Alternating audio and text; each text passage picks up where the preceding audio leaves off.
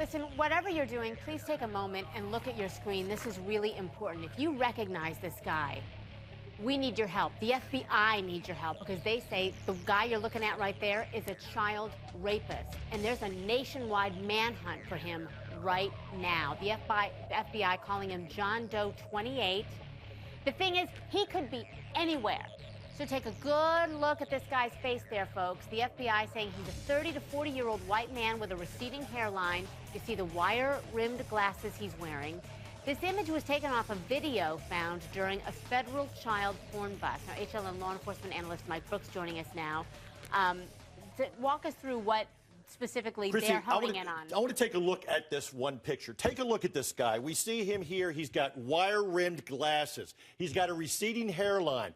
30s to 40s. Now, this was taken from a 2.5-minute video. Now, the victim is here. They blocked her out. Is that, oh, so it's a girl, and this is exactly. her arm? But there's another thing, too, and we're going to take a closer look at this. He has on a burgundy shirt with some kind of fish. It looks like a shark, but I think it looks like a tuna with some kind of writing underneath of it. We're going to take a closer look at this. But first, I want to bring in Ronald Hosko. He's the Assistant Director of the FBI's Criminal Investigative Division from FBI headquarters in Quantico.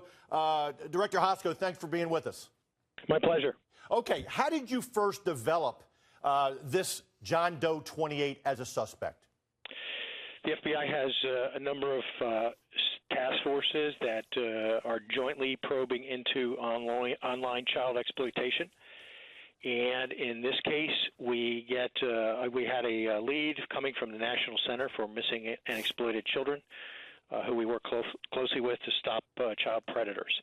And so we got a tip from NCMEC, and this person came to our attention in November 2012. Okay, folks, let's take a closer look here. You see in this picture again, he's got wire-rimmed glasses, and it's a closer up of his face. But let's take a look at a couple other pictures here. These again are the wire-rimmed glasses that we see here.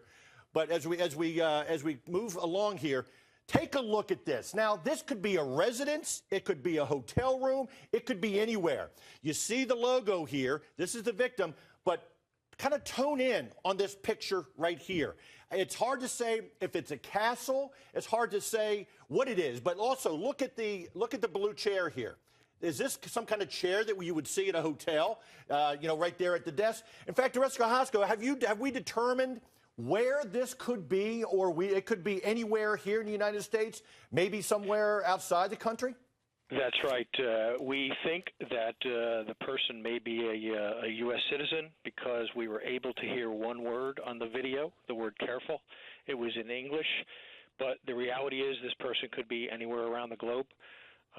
These are tiny tips and clues, but as you can see from that the face image, this is somebody who's recognizable to a neighbor, to a friend, to a coworker.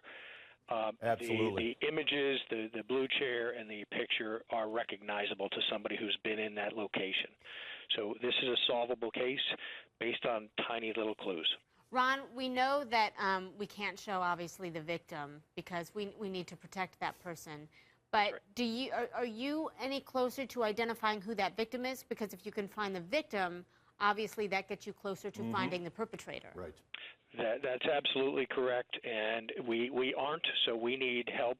We will take whatever clues that we can and share them with the millions of eyes out there in the public who watch your show. That's our goal here, so if we were able to identify the victim, that may or may not lead us to the perpetrator. In this case, if we have a perpetrator, we know from our past that those who may harm in this way one victim are likely to harm many. And Ron, what we're looking at right now, this is, folks, I want you to take a close look at this fish, okay? This is the fish that's on his shirt. It's hard to see exactly what kind of fish it is or what the writing underneath here is. But if you recognize this person or you even think, please call 1-800 call FBI, okay? Or contact your local FBI office if you think you know anything at all. Again, take a look at this guy's face, take a look at his shirt, take a look at that chair, take a look at that painting. Because since the inception of the Endangered Child Alert Program, ECAP, in 2004, 28 John Does and Jane Does have been investigated. 20 of them identified, Christy and Ron, and 70 child victims have been identified. And that's the most important thing, because once they're Absolutely. identified, then you can work to get them out of the situation that they're in. Ron, any last thoughts that we need to be sure to let the public know? No, we thank you, and we thank the public for looking at this. And the tiniest tip or clue could be incredibly valuable to rescuing kids. Again, the number again, 1-800-CALL-FBI. I know it's near and dear to Christy's heart, my heart, having been on the FBI's Joint Terrorism Task Force for 6 years. Thanks again, Ron.